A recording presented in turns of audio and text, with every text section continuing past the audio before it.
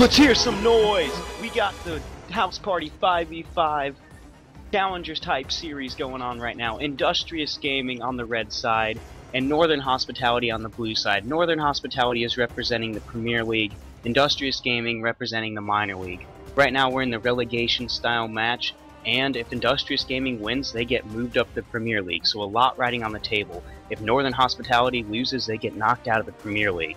Let's see how these teams go into it. I'm Thunderdome, and with me I've got my great friend Lackluster.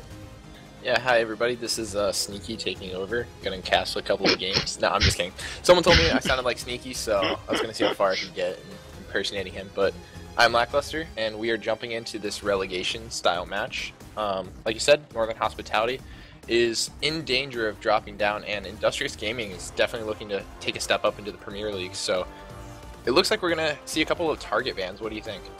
Oh yeah, Lord Merc, honestly, I'm a little biased. One of my favorite AD carries to watch from the minor league. They're going to take out his Callista, although his Sivir and Tristana is pretty disgusting, so might see that taken away. Rumble is a target ban. Honestly, I don't know who it's against. Pocket Knife and Merc are the only returning members from the team that played in the minor league right now. So a lot of kind of mystery behind their squad right now. What do you think about Azir and Skarner, though? Honestly, those are just kind of general bans. I can't speak too much about Northern Hospitality's playstyle, but at the moment, Skarner's rocking a 73% win rate in the first 20 minutes of the game, and overall, it's, I believe, a 65. And that was from about a week ago, but overall, just a strong champion. Turning Summoner's Rift into a Dominion was actually a great idea, because now he gets attack speed and movement speed while he's around those shrines, and they're pretty much everywhere. So he's become just this great juggernaut, honestly. Probably the best buffs to all the juggernauts. Azir, same thing. He's got a great, crowd control, crowd make his own terrain style of domination. And the last ban we see is Mordekaiser. We actually just got done casting 2 games between Spooky Midnight and SkyHi, and those Mordekaiser almost... Yeah, it almost made or broke the composition. Single-handedly carried almost. So that's a understandable ban as well. All right, and Malkathos going with Victor, and a pretty good player. His Victor right now is strong, as well as his own personal take on the champion. So a huge wave clear, a lot of AoE zone potential, as well as a burst combo. So definitely very strong. I like seeing Braum hovered, but we're not sure if that's what they're sticking with. And to touch a little bit more on Victor, he's a good pickup, especially when his ear's banned. Those are the 2 main kind of wave clear champions at the moment.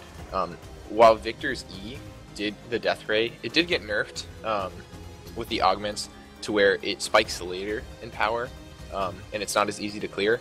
If he gets an advantage and is able to stack AP early, he'll still be able to one-shot the entire wave and just outroam whoever Industrious Gaming picks for their mid laner. Alright, and Braum is getting locked in. Cool, so his shield is a great way to block the Death Ray as well as protect any of their squishy members. And Echo, whether he goes top, mid, or jungle, is always going to make an impact on the game through his ability to dance around the fights and control the zones. Yeah, so we saw Echo as kind of like a 100% picked in the last 2 games we casted as well. He was kind of a flex pick there, regardless of whether he goes top, mid, or jungle. It gives you kind of wiggle room to mold your team around what the enemy picks. So they pick Ashe Janna, so that's a lot of CC. Those are 2 very good champions to play together in the bot lane. Ashe is immobile, and she's kind of not liked to be picked a lot because of that, but Janna does give her immense peel, and Industrious Gaming doesn't have anything to counter, the Janna, like an Olaf or something that can just charge through. And the Olaf worked great, although I'm not sure if any of these guys play that particularly well.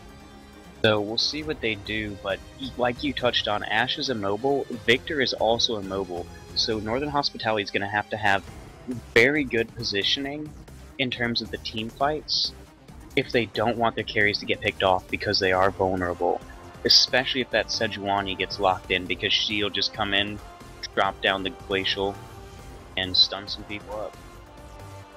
Ari wouldn't be too bad for this composition either. She's definitely a slippery little snake and is able to kind of jump around. Oh, they're trolling us really hard. So Zed and Tristana get picked instead. But Zed kind of accomplishes the same thing you were just talking about. He's going to dive right on them, use the mobility to get to the key member.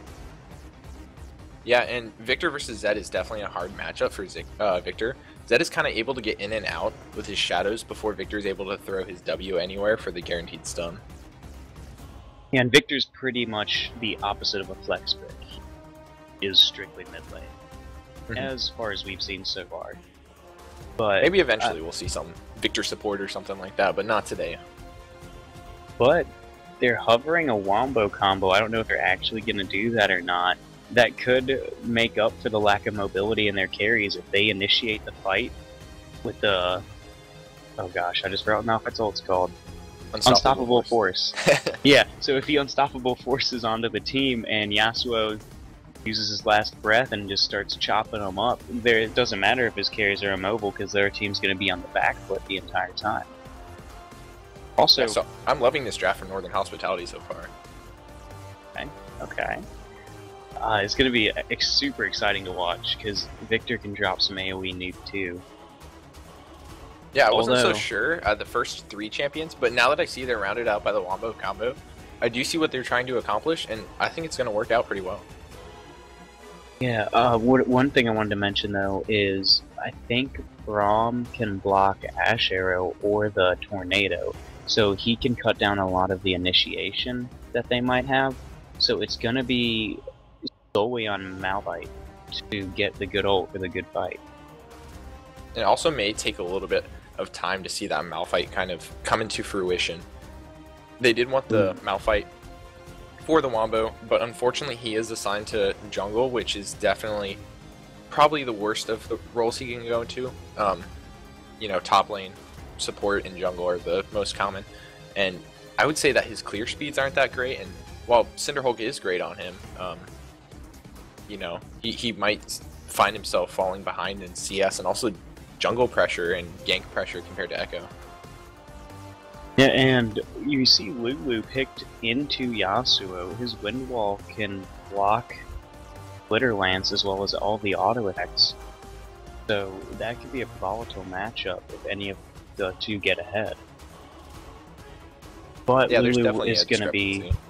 Yeah, and Lulu's going to help out in the team fights. Lord Merc is going to have all that extra defense as well as Zed. You could buff up Zed too if he goes in. Boom, wild growth on all their teammates. Yeah, so both teams do have fairly balanced and, you know, pretty obvious styles of play. So we're going to see Northern Hospitality look for a heavy engage, and then we're going to see Industrious Gaming look for, you know, more outplays and catch-out potential. Tristana is very good at pushing down turrets by herself. Echo is great at setting up ganks. Zed is good at assassinating. So they're not really looking to fight for these 5v5 straight up run at you kind of deals. They're looking more for the catch out support, or, you know, maybe see Ashe overextending or something like that. Yeah, they're going to want to find these small skirmishes. If they do opt for the full 5v5 fight, Northern Hospitality would definitely have the upper hand.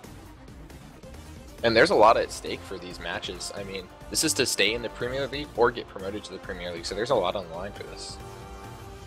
Yeah, tension's going to be tough, and if these guys can keep it together, we're definitely in for a big game right here.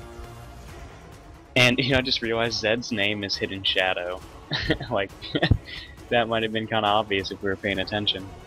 So they might have wanted to scout it out a little bit more. Have you seen any of these players, you know, are any of these players known for the champions that they're on currently? I know Malkathos plays a ton of Victor, and I know that from the in-house games. Lord Merc, I shoutcasted a couple of his games back to the minor league, and his Tristana, his footwork, just his general mechanics and positioning are superb. Now, Pocket Knife played support for him, which is kind of odd that he's in the jungle right now. So, he's a great player. I haven't seen him play support, though. I mean, sorry, I haven't seen him play jungle yet, though. So, I don't know if Echo's a signature champion for him or not. The other 3 members of Industrious Gaming are new in the sense that they didn't play with the team during the normal season. So that's probably why it made it a little bit hard to scout them. Yeah, and on Northern Hospitality, Worcestershire is a familiar name, although I'm not sure if he's known for Yasuo or not. No, it's a mechanically intensive champion, probably the most mechanically intensive on this lineup. So he can make or break their team. It'll be interesting to see the skill matchup, the championship matchup. I think top lane is definitely going to be volatile.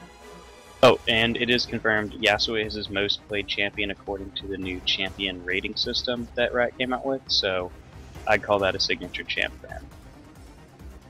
So he's pulling out the clutch, hoping to, you know, get an easy W for Northern Hospitality, set them on the right streak, and, you know, keep things easy. Alright, and we're going to be loading onto the Rift few seconds here. Stick with us and we'll be right back with y'all.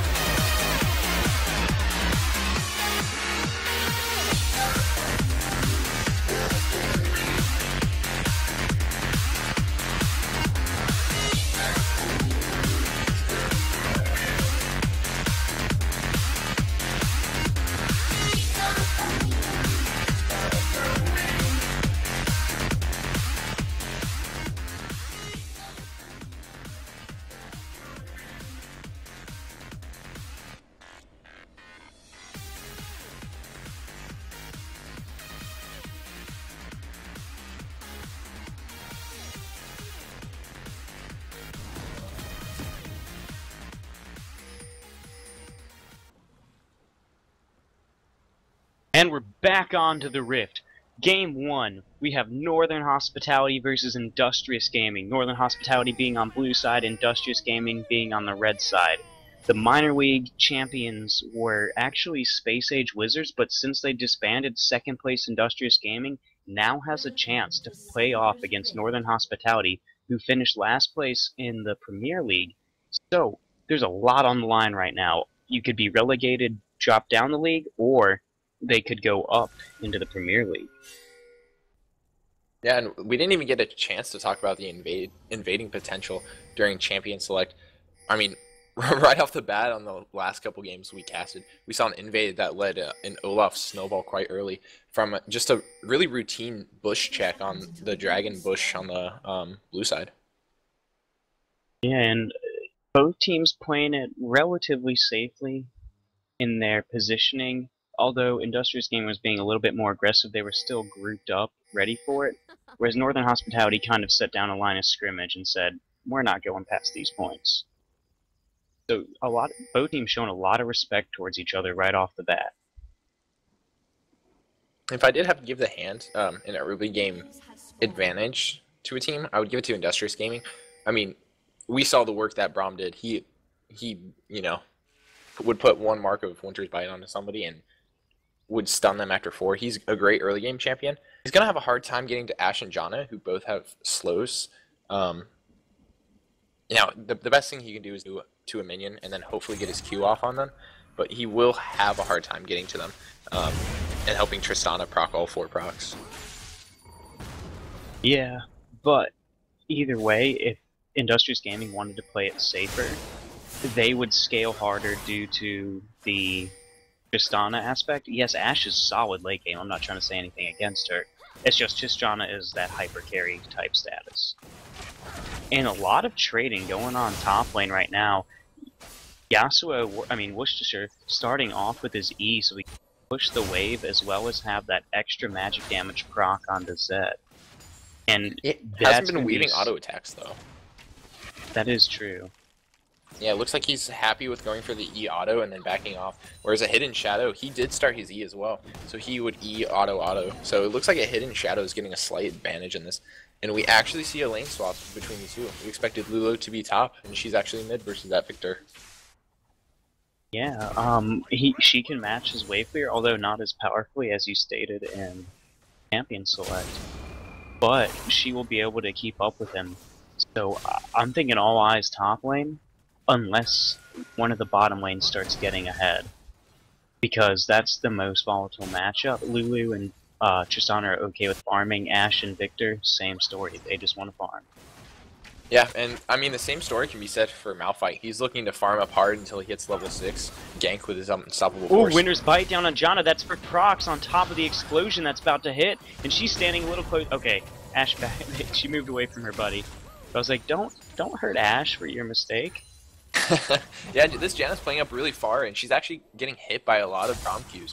She might want to play a little bit far back. You know, she still has exhaust. She doesn't have ignite or anything with kill potential. I think that they should definitely be looking to play it for the late game, really. And Yasuo pushing the wave pretty hard right now. So he's got at least the map pressure if he wanted to roam. I'm assuming he keeps us up level 6, but that's probably a incorrect assumption. And they're matching in CS up in that top lane. They're both sitting at around 21 CS. Keeping it slightly pushed in. Good trade by Zed there. He still has a health potion, and Yasuo doesn't. Victor makes a nice trade as well. Ooh, that Glitter Lance clipped him though. Zorak, I guess that's how you say it, Zorak coming out on top. And here's Malphite looking for a gank right here. He can't really do too much but throw the seismic shard, but if he can get that slowdown, Victor will be able to hit all his skill shots. Zed going in deep on Yasuo right now. Worcestershire's in trouble. The Ignite's down. He's got the auto attack. He contemns for the weak, and he comes up with first blood. Hidden Shadow. Nicely played. Yeah, and that was just a product of that long lane on top lane. And Zed was just able to chase Yasuo down after he extended a little bit too far there. Was able to out-sustain him with the health potions and the longsword. Yeah, it was a solid play on his part, knowing he could just Living Shadow in. Although, slightly risky because Malphite had never shown on the map yet. Had the confidence that he'd be able to pull it off in a quick enough time. Yeah, I think Lulu may have had a ward on that bot side of mid lane, so I think they may have spotted Malphite, kind of, you know, waiting in the brush, seeing if Lulu would overextend or something, and I think that prompted Zed to all in him. Oh, okay. Good spot, man. Yeah, and also, Zed does have Ignite versus Yasuo's Teep, so he does have the combat advantage in terms of summoners. Just like that, we see Zed Ignite down, we see Yasuo's Teleport down, and just like that, it kind of becomes even. Yasuo getting close to Echo right here. He's chasing him down. Malphite there as well. Parallel Convergence is going to slow it up, but disengaged fight, no one wants to do anything too risky. Yeah, it was good of Yasuo to respond to that. It looks like Zed is content with just farming it up, getting a slight CS advantage. Definitely an item advantage though. He's sitting on a pickaxe and a longsword, so that's about 1,200 item or gold worth of goodies that he's got versus the Brawler's gloves. Ooh, Winter's Bite's down, but the Howling Gale knocks him away before they can get any more stacks down. And right now, Rapbed's getting immense amount of poke onto the duo lane of Industrious Gaming. And once this Janna starts kind of hanging back a little bit more, we see how easy it is for them to disengage when the Braum attempts to land the Winter's Bite and 4 stacks on everyone. That was a pretty good trade. Yeah, it looks like it hurt hard. Yeah. But yeah, that's the power of slows. They were able to disengage and poke down after the Giant as he backed up after the 4 procs didn't quite go through. Looks like there's some action. Echo's gonna head down to the bot lane, say hi, hello, this is awarded by Scuttlecrab, and walk away. Alright, so we got level 6 right now on both top laners. That can turn into a pretty big fight, and instantly Hidden Shadow's pinging that Yasuo is missing. So they're afraid of the roam. Oh, you know what I just realized? If Victor, when he upgrades his Hex Tech core on the gravity field, when it pulls him towards the center, Yasuo can ult off of that as well. Yeah, that's right. That's just another knockup that Yasuo can get his ult off on. I wonder if he's going to do that first or possibly rush it versus the Q upgrade, which gives you the movement speed. He might opt to upgrade that first for that extra knockup. Uh-oh, Braum goes to clear the ward and the bottom lane pushes up. Glitterlance goes wide though, but Echo's coming in behind him. That's a little kitty cat named Victor, and he might be going down here. Wild Growth is on, he's slowed up, that he's not getting away from Echo. Echo.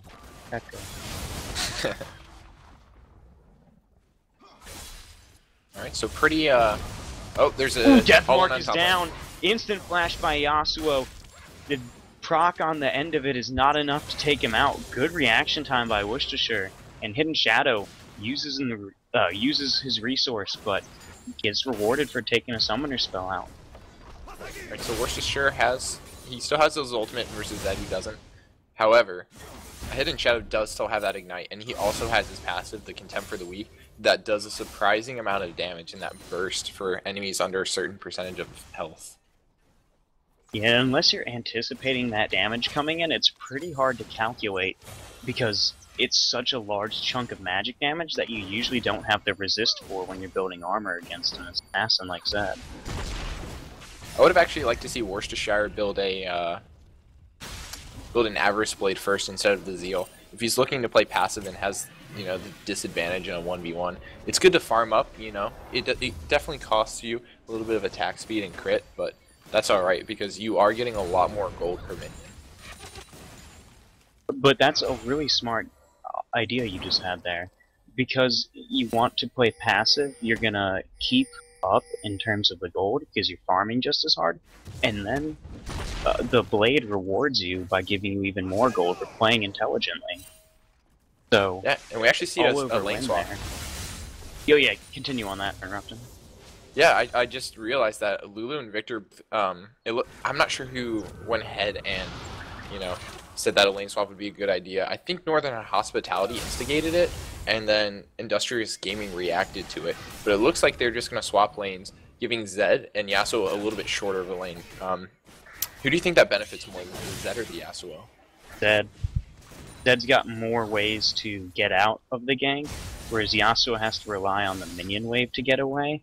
Yasuo was a lot safer topside, because there's only one way Industrious Gaming's jungler can come through at him. But right now, Worcestershire is cutting apart Lulu in the top lane as we have Echo and Zed diving on Malkathos. The Deathmark is down. Is it enough damage with the Ignite? And he gets him on the last E of the Shadow.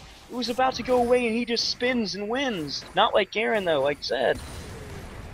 Just like that, exactly what you said. Zed had an easy way to get away. The Contempt for the Weak, the Ignite, and the E was enough to just pop Victor and just nearly one-shot him. And yeah, just like that. Yeah, Industrious Gaming is 3-0.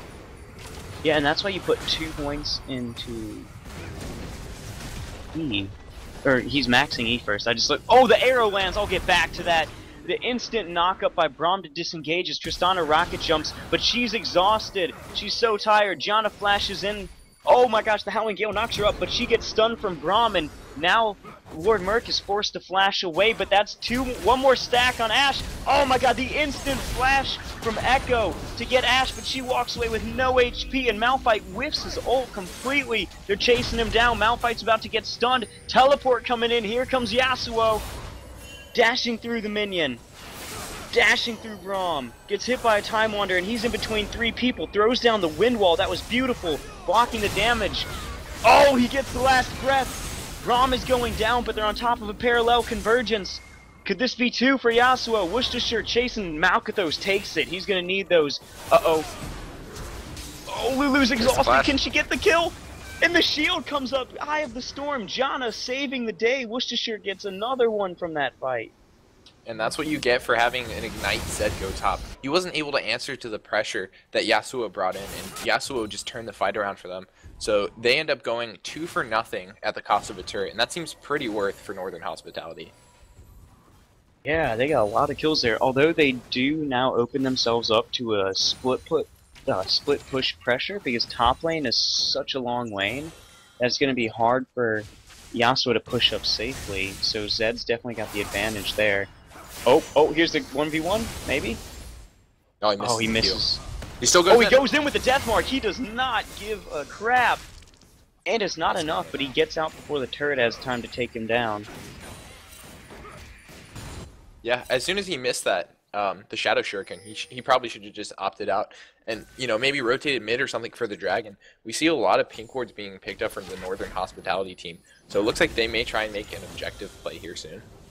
I like the pink ward pickups. They need to control the vision so they don't get picked off by Zed or Echo in these rotations. There's one of them being picked off right now. Actually, Ash gets caught out by Winter Bite. Alright, looks like she's going to disengage. Yeah, they didn't go in for it, but that was 2 stacks onto Ash. Right now, Zorak pushing mid with Lulu, free of anything, because Victor's top lane to wave clear. And that's going to probably be a turret going down to Industrious Gaming on the bottom side. They don't have enough wave clear to stop it. That might translate towards a dragon. This is a shortcoming of Malphite again. We saw him, you know, try and answer that gank in the bot lane, and honestly, Northern Hospitality did better when he wasn't there for the missed ult. Monsoon pushed him out of the way of the ult, so it looked like a miscommunication. That's true. But you know, he's definitely looking for his time to shine and give some pressure. They're starting the Dragon Dance, and you know, he's here to set up the Yasuo for the Wombo combo. Maybe start off with the Ashe ult, and try and pick off someone like this Lulu possibly in mid lane. Worcestershire going hard on Lulu, just gonna force her to use some mana and get away out of there. Right, looks like everything else returns to normal. They're just sweeping out some wards, vying for control over the first dragon, which arguably is the most important outside the 5th. Gives you that, I think it's at 6% now, extra AD and AP. It can also be argued. Oh, Deathmark going down on Victor. He puts down the gravitational field, but Hidden Shadow flashes right out of there. Picks up the kill from the Deathmark proc after getting another auto down. And I was about to say Victor has a potential to stop Zed because he can put the gravity field right where he lands, but Hidden Shadow is aware of this and flashes right out of it. Yeah, and also Riot just changed Zed's ultimate so you can recast it after 0.5 seconds instead of 1 second. And Victor's stun takes, I think, 1.5 seconds of being in the gravity field for it to stun for another 1.5 seconds. So Zed definitely does have the outplay potential after all that.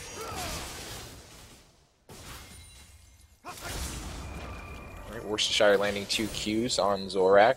He's looking to apply a little bit of mid pressure. Still has the turret up. You see Echo set up the parallel convergence and walks away. Parallel convergence and walk away. Oh yeah, what I was gonna say was... Oh crap. Dang it. Oh, the 6% damage on the dragon. Arguably, it is not that strong early on. And that's going to go over to Industrious Gaming because you don't have items for the 6% to scale off of. You're just going off of your base damages. That's true. But it does help. There's no, it can't hurt you to have it unless you're giving up massive objectives to take it.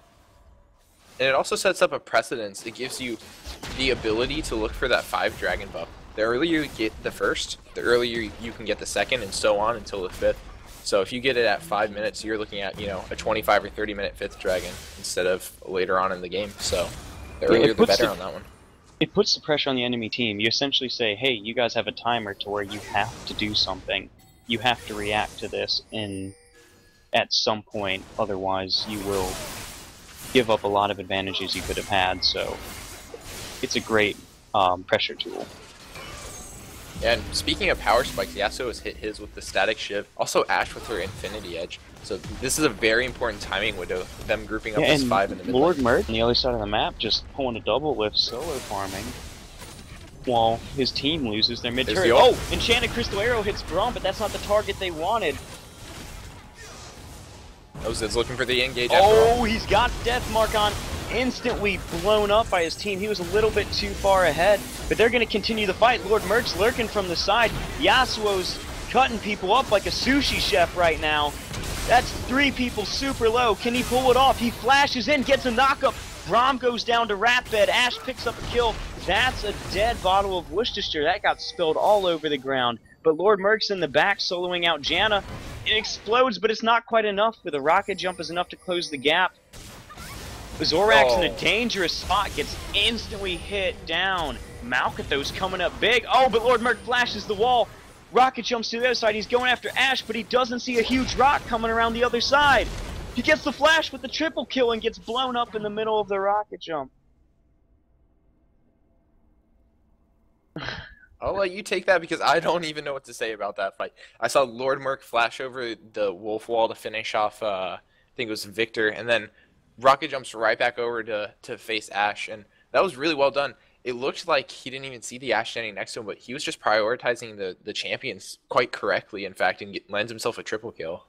Yeah, he's really good with those resets, knows that he just needs to get that initial kill to get that ball rolling, I guess, if you want to call it. But I want to touch on Malkathos there. Zorak walks across, instantly gets Death Raid, completely gone. And then Pocket Knife is kind of dilly-dallying a little bit behind him, which was good because he didn't get one shot with the Death Ray as well. But then Malk just drops his ult on him and blows him up too before they can even take 250 hit points off of him. Yeah, so despite being 3 and 4, Malk is definitely, you know, contributing to that fight. Although they did overextend a little bit. That was the main problem, which allowed Merc to clean up. We saw them dive past the tier 2 turret, and that was definitely at the point where the fight turned in favor of Industrious Gaming. If they had stopped before that, it would have been a clean, I think, 2-0. And look at this, the 4-1 push again, putting Tristana on the side lanes because she's got the explosion, can clear him out. Oh, Enchanted Crystal Arrow hits Lulu. Pocket Knife moves out of the way, and there's the unstoppable force into Last Breath. Worcestershire picking up the kill against Zorak. And Echo's being slowed.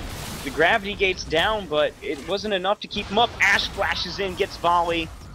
He dodges the Howling Gale with a jump to the Raptor camp, but Rapid cleaning house with, of course, the help of his team. Yeah, and there's the Wombo combo. Industrious Gaming, look at the top side of Northern Hospitality's jungle is lit up like a Christmas teleport's tree. going down. But it doesn't even matter. There's all in. Alright. Oh, it's a one-on-one. He's on the other side of the wall, but Lord Merc is just going to knock him away with the explosion on and takes out Worcestershire, gets a kill and teleport, and probably this turret, unless Northern Hospitality collapses right now. And I'm sorry, I feel like I keep interrupting you, but this game is epic. No, Lord Merc played that perfectly. It looks like you got caught out, but you know what? It's worth it. You got that tier 2 turret. It's alright if he dies. Hashtag worth. Oh yeah, definitely. Fail mode, picking up the kill. And here comes Braum, gets a 2-man knockup and jumps right back to Zorak. They're running for their lives. Pix, help!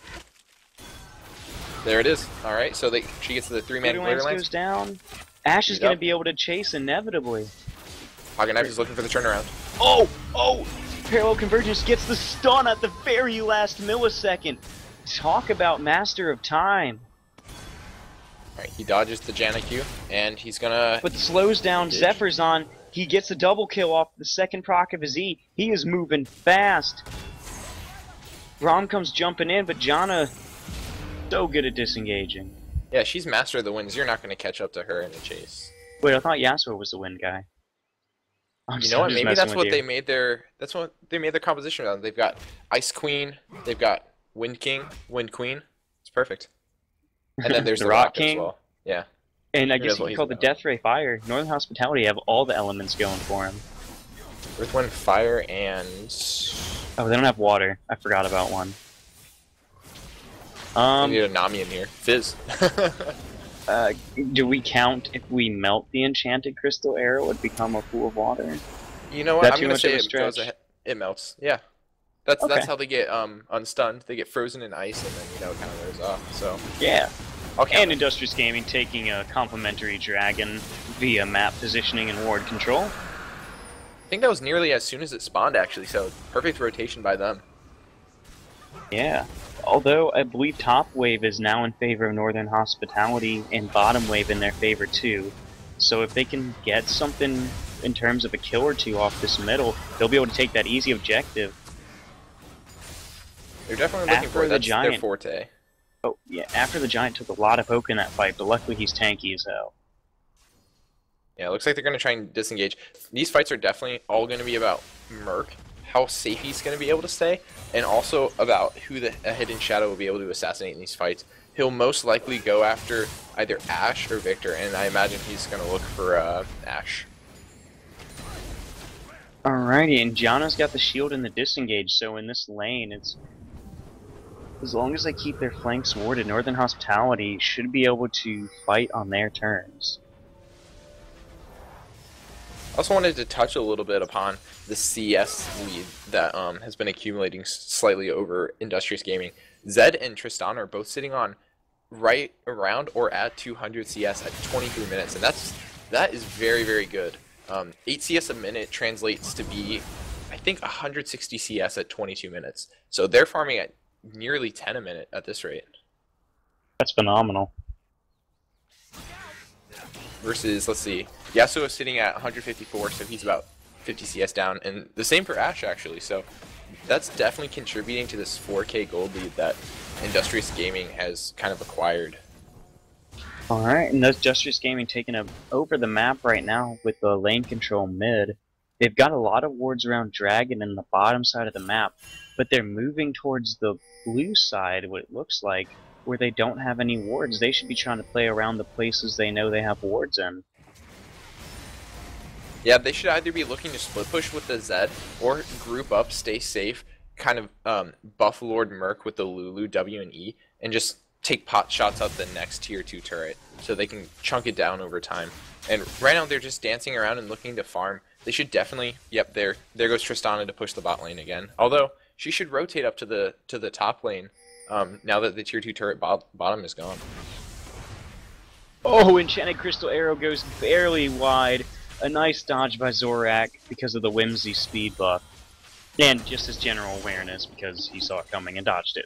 But, right now, the two carries on Industrious Gaming are on opposite sides of the map. So that was a great take for Northern Hospitality. If only it had worked out a little nicer.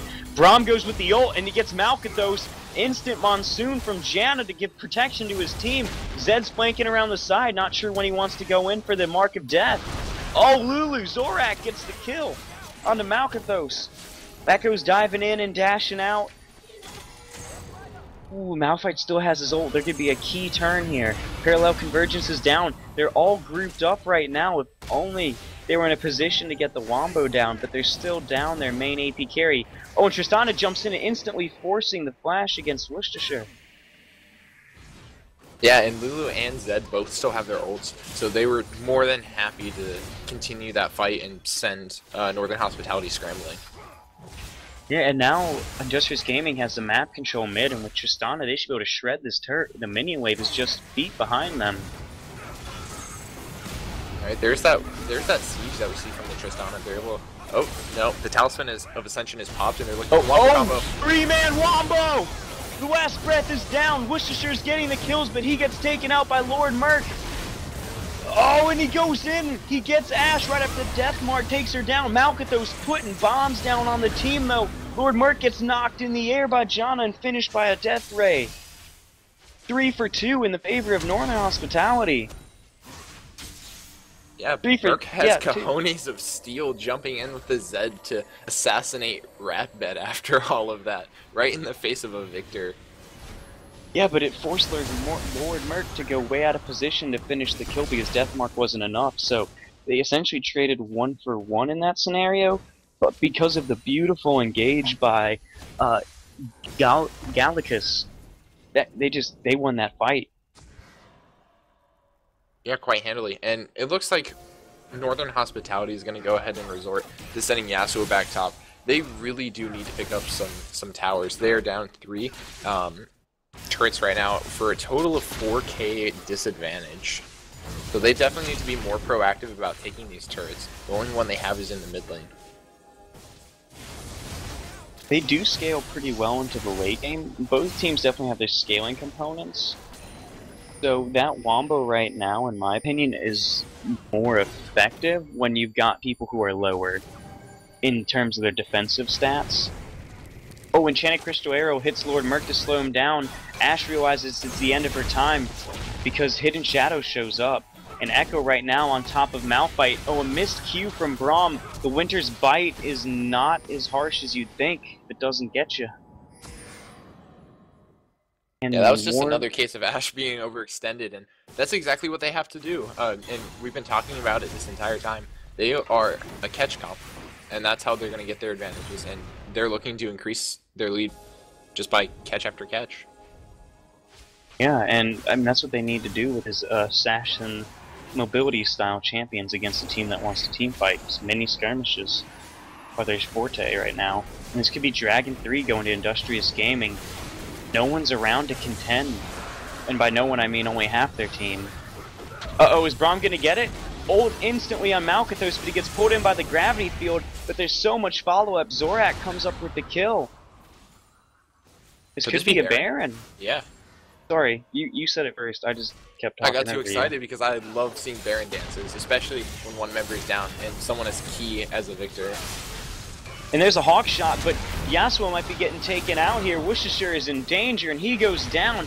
The massive pile-on right now. Braum doing work with his passive right now. Getting stuns and stacks on everyone he needs to. Afro the Giant coming up big for his team. Yes, that was a terrible joke. Giants coming up big. They passed me, so. Alright, is Ashe going to steal it with the arrow? Arrow, oh my god. No, oh, that was so close. Doing her best to cosplay Piglet there, trying to steal it with a rocket, or in this case, an arrow, I guess. I was going to say, Wild Turtle's more of the rocket steal, but then I was like, no wait, you're right, Piglet got it with the big one on Corki. Yeah. Blind, nonetheless. With his last dying breath of mana, he steals it with a big one. It would have been more impressive if he had stolen it with a Janna Tornado like Bloodwater way back when, but that's alright. That's okay, they tried. That was pretty dang close, though. I don't think I could even get that close. It was, and Mad it's definitely props. worth the risk of just using your ultimate to try and steal something as important as Baron. That's why, you know, you can just fire off a shot of a Jinx Rocket or something like that. It'll be up off cooldown close enough, and you will be playing defensive for the next, you know, however long the Baron buff lasts. So it's alright if you use some execute or ultimate like that, because you intend to stay safe anyways.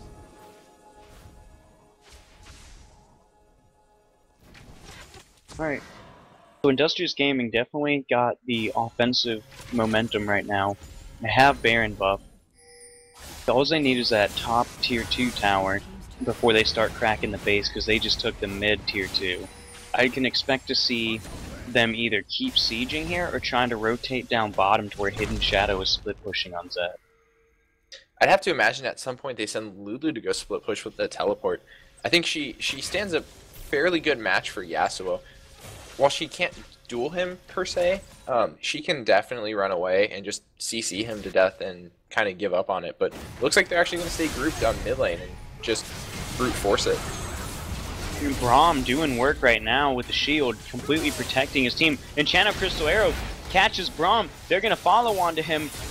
Gallius is holding his ultimate. He wants the key targets, but they're oh, he only gets one though, and it's oh, he gets two. Excuse me. Malkathos takes down Braum. Lord Merc takes down Worcestershire. Echo's getting kills as well. And the Rock has been crushed. Zed didn't even Triple use kill for that. Yeah, he came around from the bot side. He was pushing bottom lane, and he just basically waltzed up to Janna and killed her without using any summoners or ultimate. So he has that for the next fight, and there may not be a next fight. Is there going to be a next fight though? No, there's not. They're just taking it down with the Tristana, and it looks like they're going to end it right here, right now. Right here, right now. And the teleport for Ooh, style. Flashy. Beautiful. All right, Industrious Gaming taking game what a good way one. to end the game. All right. All right, stick with us, folks. We'll bring you back game 2 with just as much excitement, I can assure you.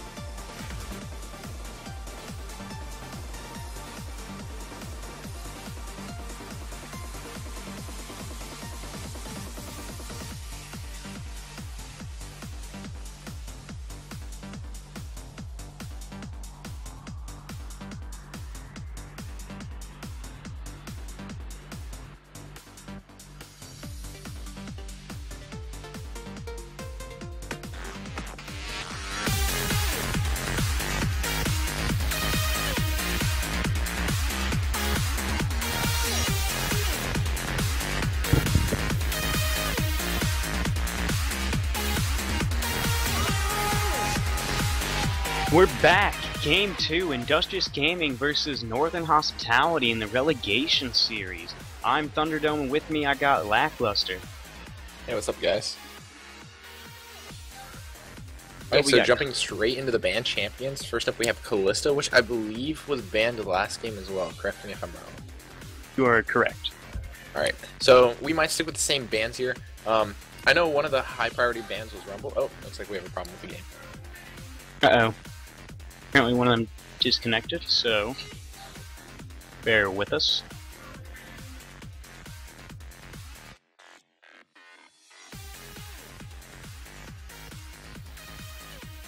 Alright, looks like there's a quick problem with being able to ban, so we'll get that fixed right up.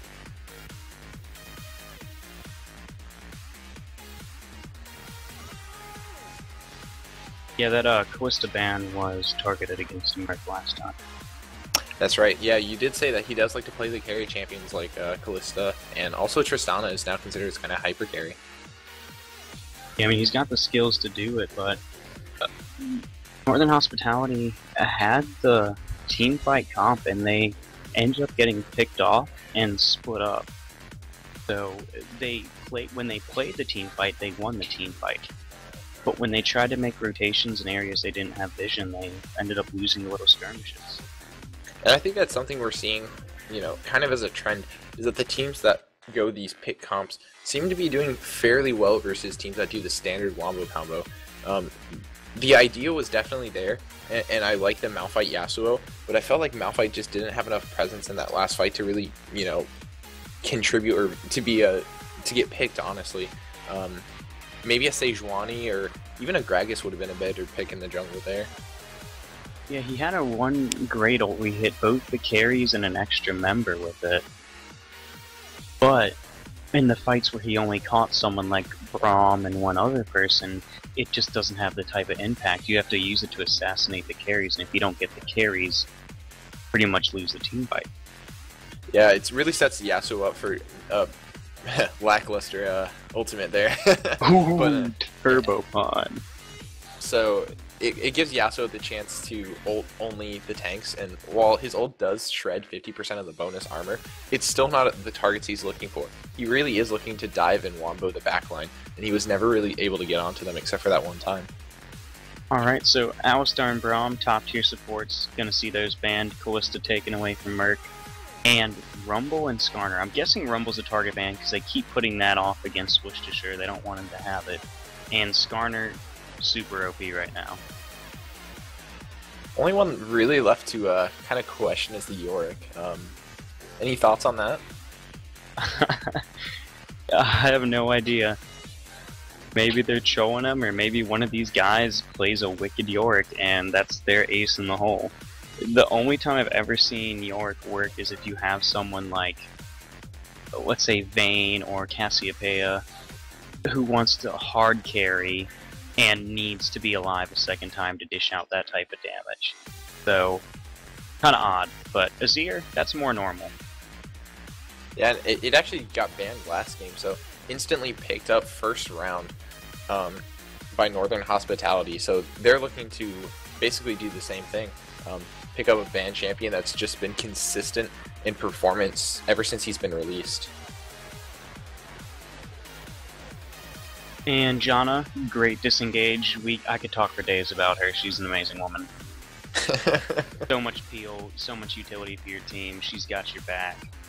Now, Rek'Sai, we haven't seen much of her recently. There was a huge surge at the beginning when she came out. Super strong. Riot Tone backer ratios on damage for the Q. Still really useful. That tunnel, the knock-up with Flash, or just the fact that she's a walking ward. But we see Echo instead, so... Yeah, they went the safe route and picked Echo again, so I feel like we're rewinding time or something, because I keep seeing him again and again.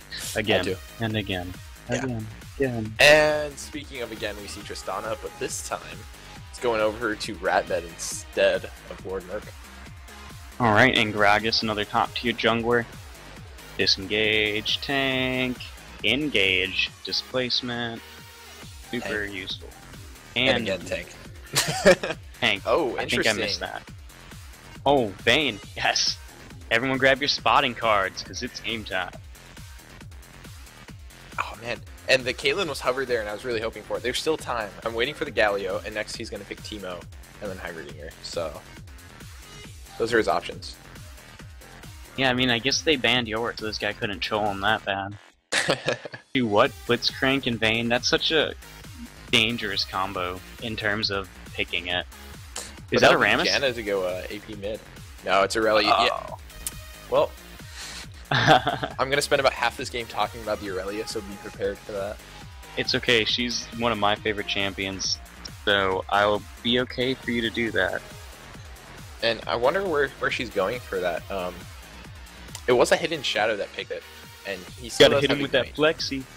Yeah, flexi. Oh, spin to win. Oh, I don't want to see Garen. Neither do I. I am like so against Garen right now. He's broken, too easy. GG. That's all I'm gonna say. That's how I feel about Annie as well. So right now, Northern Hospitality is just like my #1 enemy. The only thing that Industrious Gaming can do to make this game worse is pick Darius. But And that would just tilt the cards all over. If we're gonna talk about it though, that's a pretty strong team comp Northern Hospitality has drafted here. Annie Absolutely. and Gragas have such engaged potential, Flash Tibbers and everything, and then Tristana and Azir to follow up with the AoE carry damage. Is that a Tom? That's a Tom. Yeah. That's gonna be a well. That's a flex pick right there. You could either go top lane with it or support, and then have Annie fill in the rest. They could do something like a top lane Azir or something like that. But I think it's gonna be Tom Kench top, Annie support, and then Azir mid is what it looks like. Alrighty, and maybe that's Aurelia is going mid lane to counter Azir. Just dive on him, do a bunch of damage before he has anything he can say about it. Oh, Aurelia could be versus pretty Azir is interesting. so one-sided. Especially after you hit 6. Aurelia does have that kill potential. I guess you could say Hidden Shadows making Malkathos Aurelia event. Yeah, you could say. But definitely deferring to Aurelia instead of Zed, so he is staying untrue to his name, as I feel every single time I do not play Aurelia as well. Oh yeah. I keep forgetting you're lackluster, but your end game is now trackpad Aurelia. Yeah, despite not playing on a trackpad, You're not supposed to tell him that. Come on. it's a team game. But the last pickup is actually Lissandra, so I love IG's lineup. It's beautiful. Lissandra got a buff to her ult, where it now heals her. You know, you have definitely been talking up Lord Merc during these this past game, and I want to see his Vayne mechanics. So, you know, I'll believe in him and say that we'll see mechanics over spotting. Okay. Well, we'll find out how it happens, because fall mode has the potential to be, hey, Lord Merc, I really don't want you to play League today. Have you seen my bear? Its name's Tibbers. That's true. They do have Wombo on the side of Northern Hospitality. They do have a lot of potential to shut down Vayne, especially if Annie goes Ignite, but it looks like she's going to opt for the Exhaust. Look to exhaust maybe Echo or Aurelia or anyone that jumps in, really. Yeah, that could be really potent for them, because if Hidden Shadow goes in on Aurelia and he gets exhausted, Aurelia has no way to get back out of that fight. Yes, she gets pretty tanky as the game goes on, but initially, that could completely turn the fight in their favor. It is in their favor as Northern Hospitality's favor. Mm-hmm. And if Azir and Tristana are left a free hit on the backline, Vayne isn't really a champion who goes for your backline. Unless she has some awesome flank where she's able to pick you off and assassinate you, Vayne is mainly someone who's going to kite around your divers and annihilate them faster than you take out their team's tank. So, Azir and Tristana have a huge potential to carry it. As well as Worcestershire on Tom Kench can make some pretty awesome saves. Yeah, let's not forget about that Tom Kench pick in the top lane. My experience with playing against one is very traumatic. I've mostly erased it from my memory. I mean, just the 3 proc on all his abilities, really. It's very healthy for gameplay, but at the same time, it's very frustrating to play against, especially as a melee character. He's able to stun you, block you up, do percent max health. His auto attacks do percent max health. It's just crazy numbers everywhere. That's why I do like this Lysandra pickup. She's able to stay safe, slow Tom Kench, so, you know, able to stay at a distance, and hopefully keep him kind of in check. That's a good point to bring up, because she can throw her Ice Shard right through the minion wave and have it splatter onto him. And his tongue, I believe, is as much range as hers, if not more, counting the Shatter. So, very skill-intensive matchup in terms of their ability to do damage to each other. But I think at the end of the day, Lysandra should be able to win that because she has the ability to escape or initiate on a whim because of the Glacial Path. Yeah, and the Tom Kench isn't looking to build magic resist either. That's one of the big things. If you look at, I mean, Vayne and Aurelia right there, those are the main threats, so he's going to be itemizing maybe a Bammy Cinders early or something like that, building towards the Sunfire. He's not looking to build any sort of AP Abyssal versus Lysandra. Yeah, which is why we're probably going to see Gragas coming out with an early Locket to help protect against that so his other guys can itemize tankiness in terms of armor.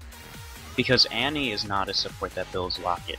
She wants to get Distortion Boots so she can flash Tibbers more often, and she wants to get something as Righteous Glory or Talisman of Ascension to help on that Initiate.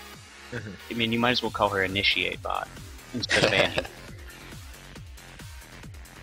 But the game is going to ride a lot on Rapid and Malkathos and how much damage they can dish out without dying, and we'll find that out in a few seconds here when we load onto the Rift.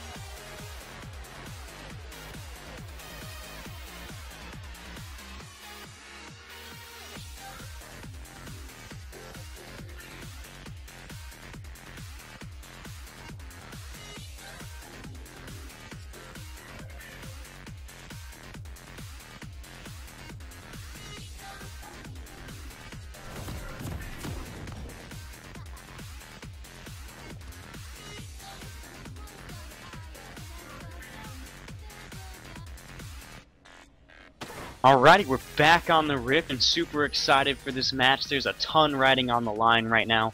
If Northern Hospitality doesn't win this game, they will be put into the Minor League tournament and lose their spot in the Premier League.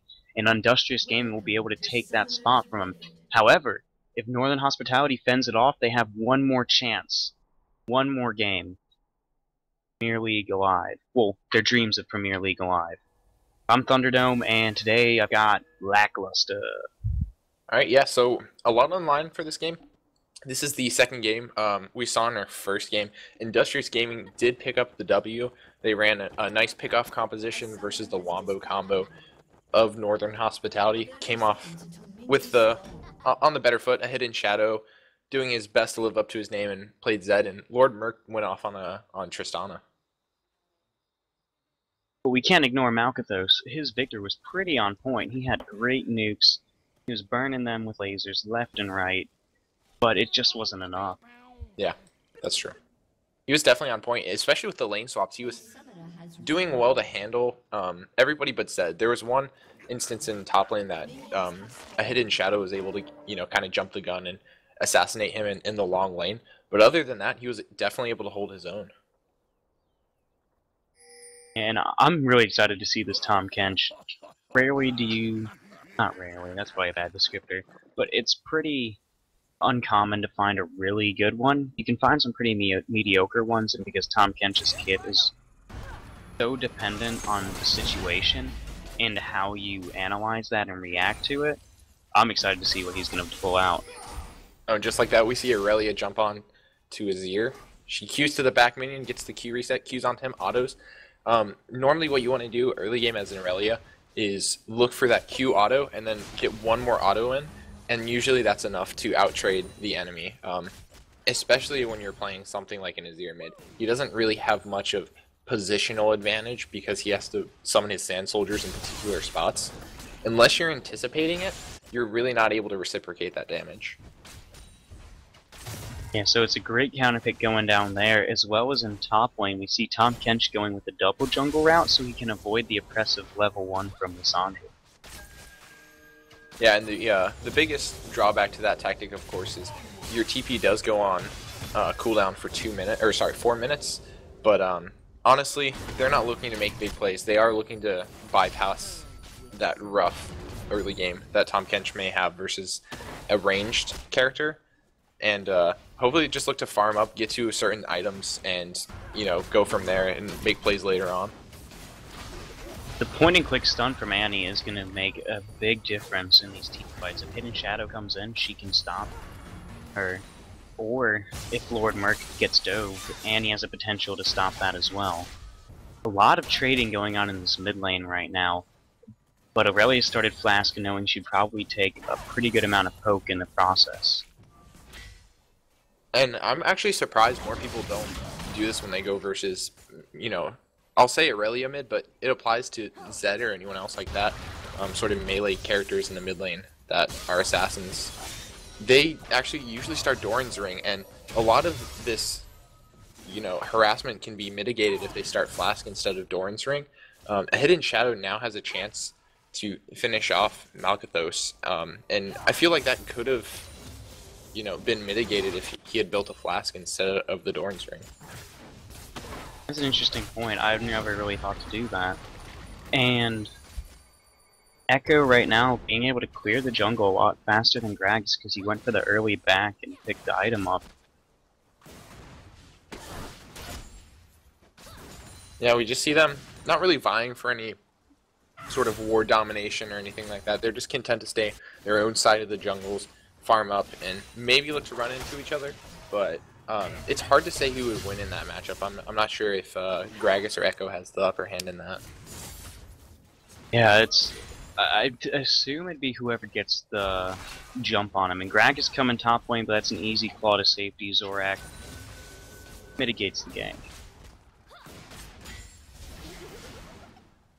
Alright, and in the mid lane, we see Aurelia falling behind. She's about 7 CS down, which is to be expected in a melee. Oh, here goes Echo on top of Gragas. Time Winder's down. We got the slow. Can he get the third proc with the red buff? It's not enough, but Lissandra's coming over the wall with the Ice Claw. Gets the root. But Echo didn't follow up. Pocket Knife's a little bit hesitant. Yeah. Pocket Knife was a little bit hesitant there. In Afro the Giant, his shields are on point right now. Every time Vayne goes into poke, shield goes down and completely stops Annie from getting any damage on him. I think one of the most interesting thing about this, or the nuance about the bot lane that we haven't touched on yet, is that Annie did go Targons. And that's something I can honestly say I've never seen before. So, well, it's pretty cool because her Q gives her extra mana, as I'm pretty sure, right? Your Q gives her extra mana, so yeah, it resets the mana cost of the Q. Yeah, if she kills the target. So easy stacks for sure. But she might switch it out for that coin to later translate into the Talisman of Ascension. I think that'd be her best option if they were looking for a team fight. But in lane, I can see why she picked up Targons. It definitely might give up some kill pressure though. She definitely loses some mana regen in favor of gaining health regen. So she was expecting to take a lot of harass during this lane, it looks like. And I also want to touch on Afro. Every time Tristana steps up, the Ratbed gets knocked in the air with the Howling Gale. Oh, Aurelia going all in at level 6! And the instant wall from Azir to push her back. But he is out of mana. Oh, the stun by Tom Kench, followed up by a flash body slam. He eats the Ice Queen and spits her out. Gets the kill. Great movement by Gallicus, knowing Azir is safe in the mid lane. Until now, when Echo shows up, instant Blade Surge in, picks up the kill on the auto attack. Hidden Shadow, now getting revenge. And Malithos did blow flash during that exchange. So normally in this lane, a Hidden Shadow will be looking to pop his ult, you know, maybe get a little bit chunked so he does get the stun on the Equilibrium Strike. Once he does that, he'll be looking to burst. Ooh, Sandra's going in on Tom Kench, but not enough to follow up. As you were, sorry. Yeah, so Malithos will be looking to try and basically ult a Hidden Shadow away once they ult. So they'll trade ult for ult. And in that situation, a Hidden Shadows is on less of a cooldown, and it's also less significant to the safety and damage in her kit. So it's definitely worth it for Aurelia to go for that exchange. And she has both of her summoners up, including... Oh, she tumbles into range. Alright. Vayne's getting stunned, but the instant knockup to slow down the auto attacks to make that bomb more potent. Plus the shield on top of it. Vayne and Janna might have no sustain aside from her little bit of lifesteal, but those shields are so clutch right now. Yeah, they're doing work. Vayne hasn't even had to use a potion. And we see they actually do have right around the same CS. Vayne might get a CS lead right here. 68 to 68. Uh-oh, and he's out of position. Oh, they could have gone in on him. Although Annie only has 3 stacks, so she can easily stun him if she pops a Molten Shield first. Yeah, she's getting low on mana too. It looks like she might have enough for a QW, but that's about it. And that is important because she is approaching level 6. Industrious Gaming's bottom lane has actually hit 6 before Northern Hospitalities, but we switch up to top lane. Lysandra's in trouble, getting swallowed up. Takes the ice path away after taking huge amounts of damage. Aurelia bursting down Malkathos right now. Oh, yeah, here comes Galacus again. Could be the drunk man. Oh, he's circling around.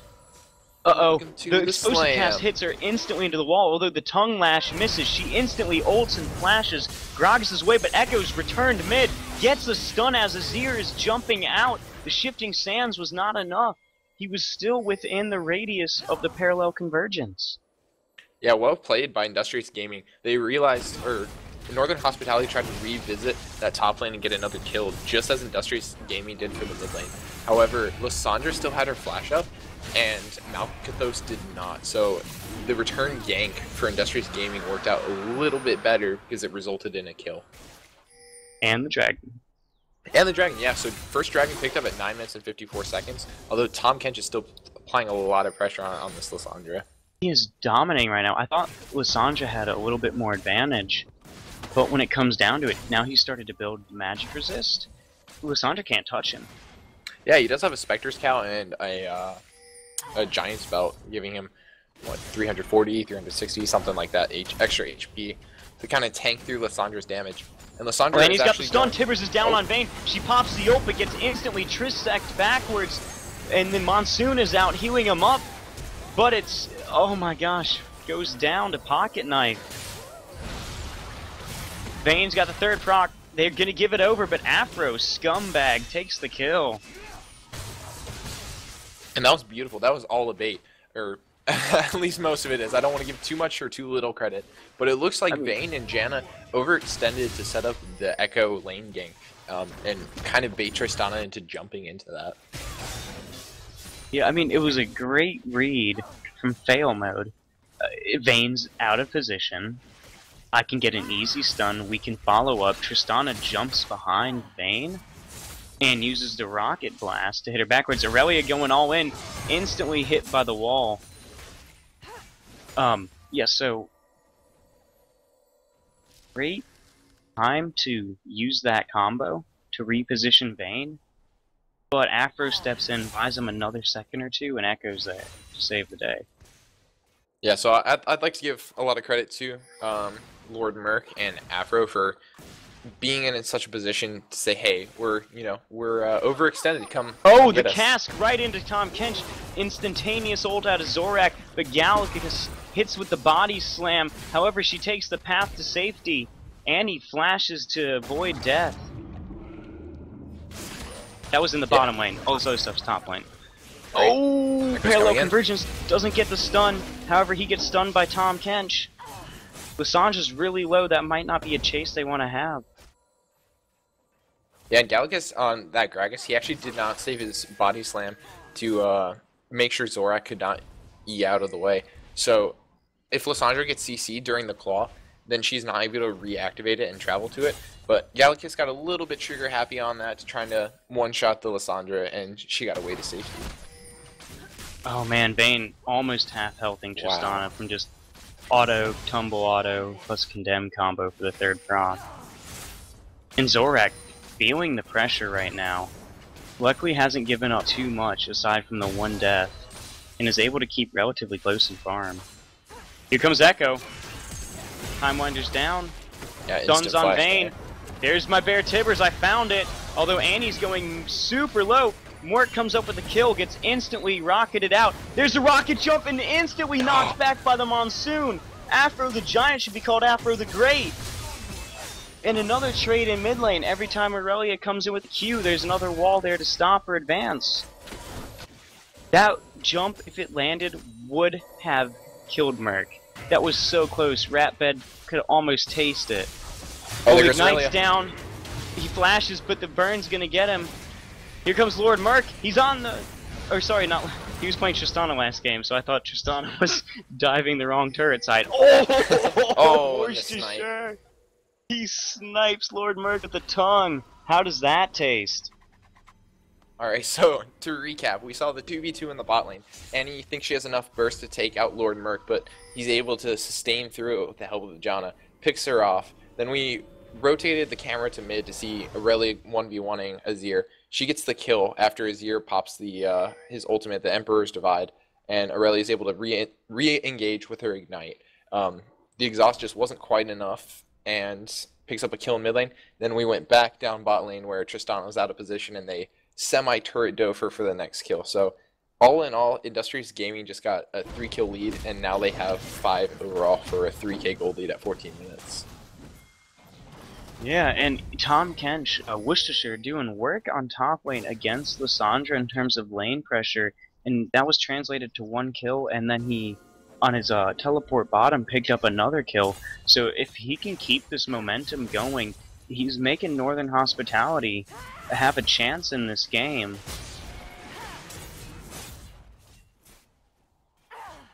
Lissandra's just tickling him like a tickle me Elmo or something, because Tom Kench has a Spirit Visage now, and that actually does synergize really well with Tom Kench's, I believe it's the passive on his E. I think it's called Thick Skin. Any damage he receives in the Vayne pops there's a ult, TP. and Borkbit gets instantly tibbered within turret range. That explosion might be enough to kill her. Oh, the lifesteal is just enough. Okay, so Zorak is ulted under turret, instantly flashes out when she's off a cooldown, so it drops the aggro. And Industrious Gaming playing it really close to the chest there. Northern Hospitality with a great 2v3 response. But here comes Echo around the side. They're not ready for it. Parallel Convergence is down. There's the almost stun. He's getting hit up. Tristana knocks him back in the turret, but he time rewinds forwards instead of going backwards. And is it up or down? I don't even know anymore, but Lord Mort just sniped him but gets instantly barreled. Galactus coming up with the kill there for the shutdown. Yeah, and Tristana and Annie just want to play League of Legends at this Oh, point. he's going in deep again. Of course, the wall was popped, but that's not enough to stop her. Okay, it is. I lied.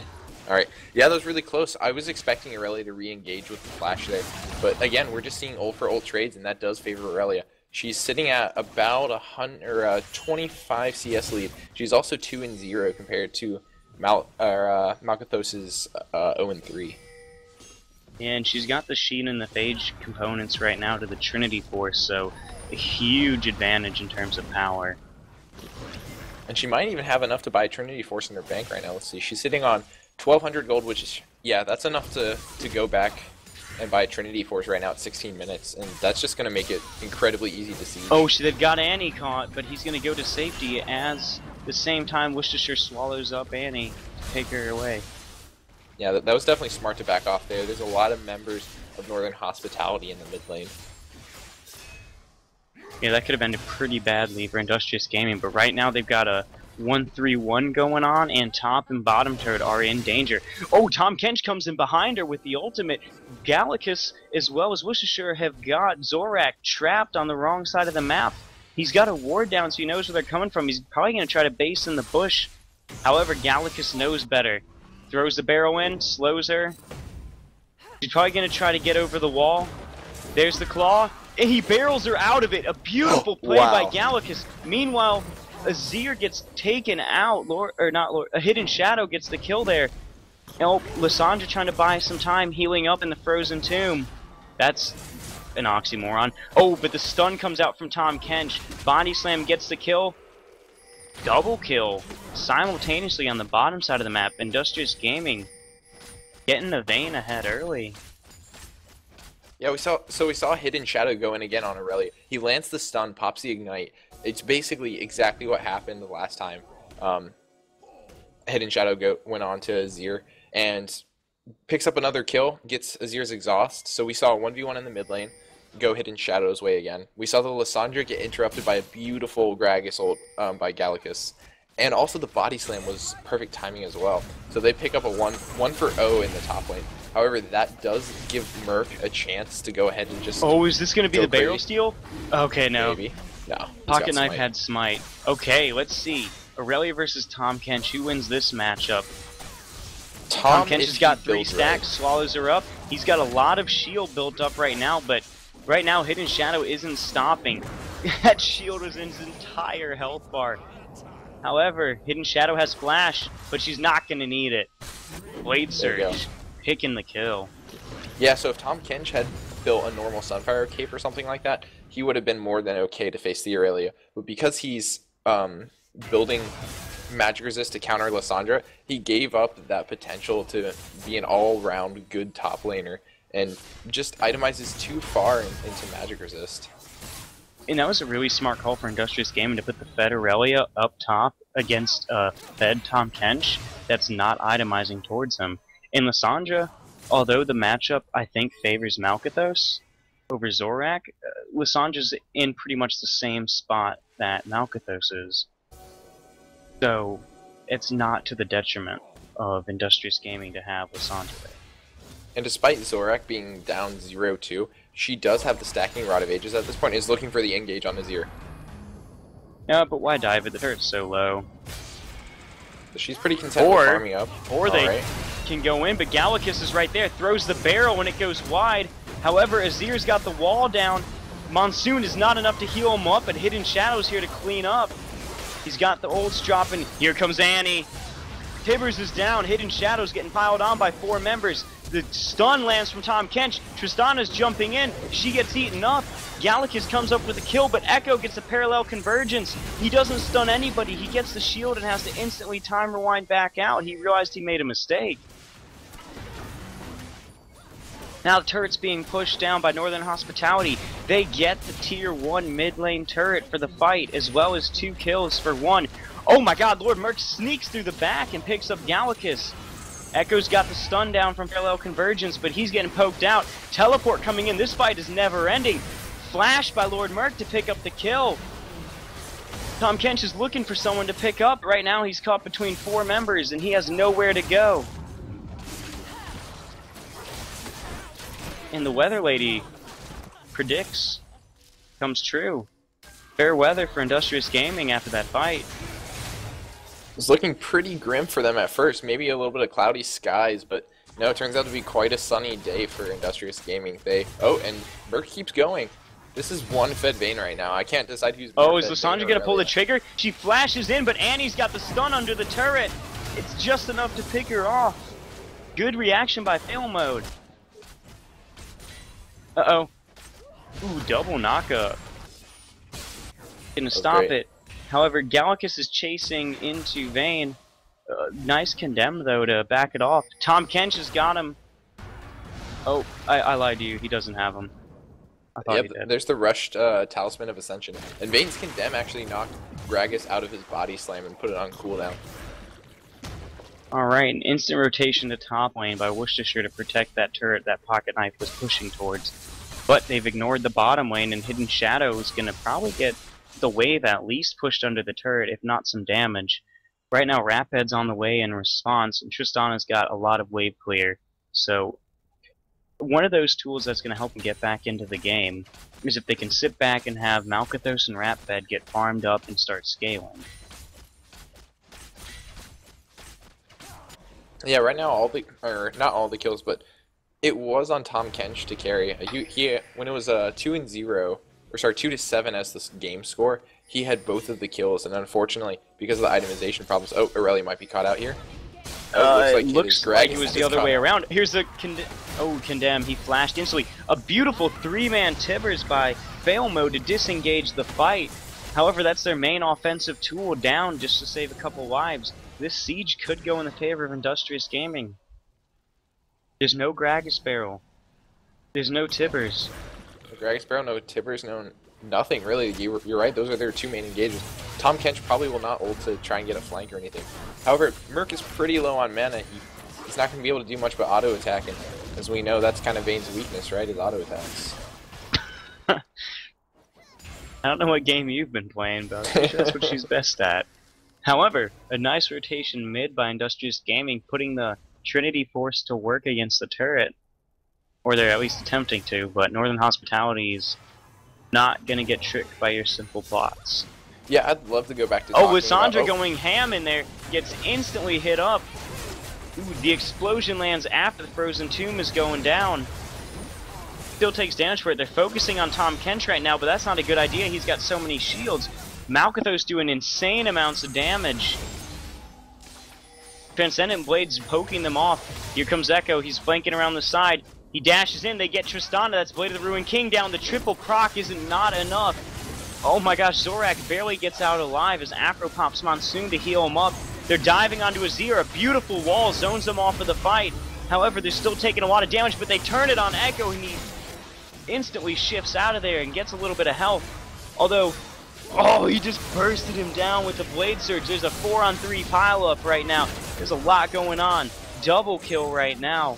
Hidden Shadow coming out big. He's under the turret, though. He's getting killed. Can he make it to safety? Yes, he can.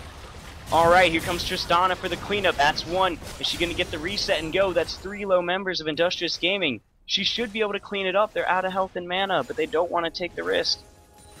Oh, here it is! This is Lord Merc. He's and he instantly Buster Shots them away, but it's not enough to get the reset. The heal is dropped. Lord Merc baited them. He's got the explosive cast on. He needs the lifesteal from something.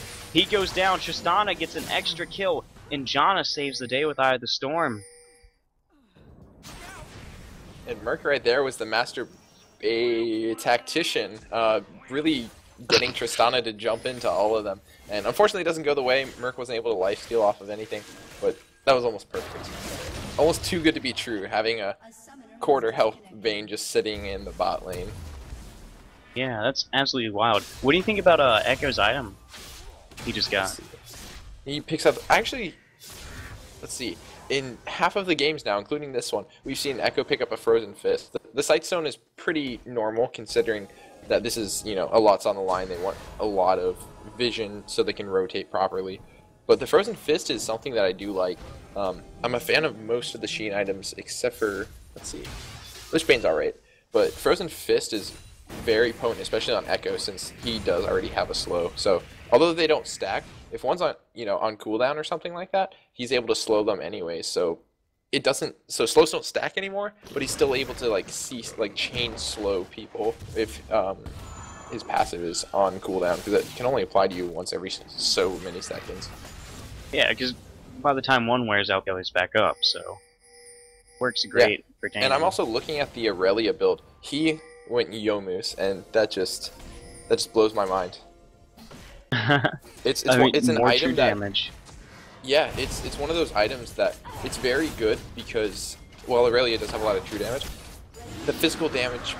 Oh, Lissandra flashes in, gets Gallicus in the Frozen Tomb, but Tibbers is down and Lord Merc gets blasted away by a barrel. He's taken out for 2 seconds, but it's not enough to stop the pain train that's been created by Industrious Gaming.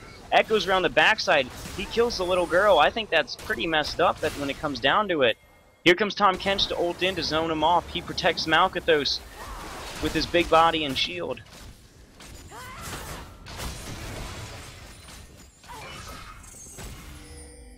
Yep, looks like a disengage. I can't follow it up after talking about a poor 6 or 7 year old girl dying. That's just... That'll ruin your day, man. This entire, yeah, that ruined my day. It's like the 6 o'clock news or something, but it's much more okay if we have, you know, actually, Oh no, they ruined it. I was gonna say the entirety of Industrious Gaming are girls, but looks like Echo kind of ruined that. So he's just the ladies' man. Alrighty. Hidden Shadows pushing. Oh, wait a second. Lord Merc has caught him out. The instant Shurima shuffle into the wall, but Vane's like, that's okay, I can shoot you through the wall. You're still in my auto attack range. So, unfortunately for Northern Hospitality there, he gets picked off and a little bit of an overextension. And all this action is happening, and all I want to do is talk about the Yomus. They're just not even giving me a chance. These games are action-packed. We see Industrious Gaming up. It's about, yeah, 13k gold in 27 minutes. That's probably the most significant lead we've seen all day. Jenna already has her Zeke's Herald and Talisman of Ascension. Those are really the only 2 items you need to protect a Vayne really well. I don't know if Zeke's Herald it's not Zeke's Herald, I can't remember what it's called, but there's a fight going on. 3-man Tibbers, but Lord Merc still gets the auto attack left. Flashes out to the Monsoon. He's in safety. Lysandra throwing the Ice Claw for a little bit of zone. Janna's playing the frontline tank. It's a little bit of a controversial strategy, and Malcathos punishes her for that. Vayne's right in the midst of the fight, and they can't find the targeting for the damage. He's kiting back, tumbling, shooting. And Aurelia comes in and saves the day. He gets out with a sliver of health. Echo pops the time rewind. He gets healed to safety, and right now Zorak coming up with the triple kill. Playing a little bit of a sleeper role there. They did not expect him to come in with such power. Yeah, they were tunneled so much on that Vayne that everyone else was just able to do a really good job. Oh, Tristana's got the stuff down. And by stuff, I mean the explosive cast. Another heal bait. Oh, it's a 1-for-1. However, they did get the ace. And Hidden Shadow just watches her comrade fall. Alright. Huh. Those Aurelia players, man. Alright, so about that Yomu's. Just kidding, yeah. She's fighting Annie right now, and that's probably... She didn't even need Yomu's there. Oh my god, is he going for the 1v4? Oh, Yomu's to run away. I believe. In a thing called love. In a thing called running away with Yomu's, because that's the only reason to build it. But no, it's an interesting item because it does give you armor pen and attack speed, but so the attack speed gives you true damage, and the true damage gives you healing, and the attack speed lets you kill people. It does, but I usually opt for Blade over anything else. Did she just try and solo Baron? Yeah, sorry. I was yelling over you because I was very surprised by that. I was too. We talk about controversial strats. There's the Lysandra 1v1 Baron. Okay, I feel like they're just messing around now because she just ulted to heal herself. Oh my gosh! Hidden Shadow is not so hidden and more in your face. Very conspicuous. And he's lower than everyone else now, so everything's a guaranteed stun, so he can just walk away. That's the beauty of Aurelia right there. Oh, and they get the Baron. Echo stealing it away from Vayne. Rude. And I would like to touch on the Vayne power spike at 30 minutes. She now has 2 IEs, and yeah. Is that even necessary? Because analysis of that, but I can't think of anything. The last time I've seen that happen was Cop from what was it? From Curse built it once, and people were praising him for how smart it was because it was very efficient despite the passive not stacking, and he just said he forgot about it, and that he forgot he built an IE already, so he just accidentally built 2. So people were giving him a bunch of praise and everything for being really smart about it, and in reality he just forgot. That's pretty hilarious. I know I've heard of the double or triple Phantom Dancer on Vayne before for the extra stacks, but he's just going pure, like, tumble damage. Like, he just wants to get that one big crit. Did you say cutie pie? Because I heard big crit. Yes. And Aurelia has an Infinity Edge. Yeah, so she's sitting Tristana has an Infinity Edge. What is she sitting on? 60-ish? Crit? Let's see. Man, this new interface. She has... Could you being smart and doing math? 10. Oh man, this math is going to be crazy. 10, 15 is 25. Lysandra Flash is in with her ultimate, gets a slow on a bunch of members right now. Echo's diving on top of Azir. He burns down, but an auto attack from Merc secures that kill. Echo's popping Zanya for a little bit of style points. He wasn't really in any danger. Oh my god, Merc is just two-shotting people. Here's Tristana. Another 2-shot. Is this the Quadra? Is it? Oh, that shield is insane, but he doesn't care. That's the quad. Is it the Penta? He's going to give it up. Alright, is someone going to steal it? I feel like someone's going to pull a scumbag I'll right check here. him in the Penta. Ah, hidden shadow. It takes it. Get wrecked, Lord Merc. No Penta for you, scrub. Yeah, he didn't deserve it. Let's be honest, that Aurelia deserved it. He carried that last team fight. We also know you're very biased towards Aurelia, sir. That is true. Regardless, 13-38 is the last score, up 24k. So at this point, oh my gosh, he almost 3-shotted her. Okay, so as you see, the Nexus has finally fallen after much BM. But can you really argue that BM was necessary? They just kicked out Northern Hospitality from the Premier League. Industrious Gaming gets promoted. They could have done it humbly. Come on. But pretty stellar play on their part. Very impressive. Yeah, who are we to judge? Regardless, Industrious Gaming does take the W in this best of 3, and so they do advance to the Premier League, knocking out Northern Hospitality. And that's honestly enough, not humiliation, because, you know, Northern Hospitality did play that first game quite well. The second one didn't go their way, but the first game was probably the closest we've seen all night. Yeah, no, both of them are great teams. Nothing against Northern Hospitality, but Industrious Gaming just outplayed them at the end of the day when it comes down to it. So, thanks for tuning in, y'all. We'll be back next week with the Premier League Finals.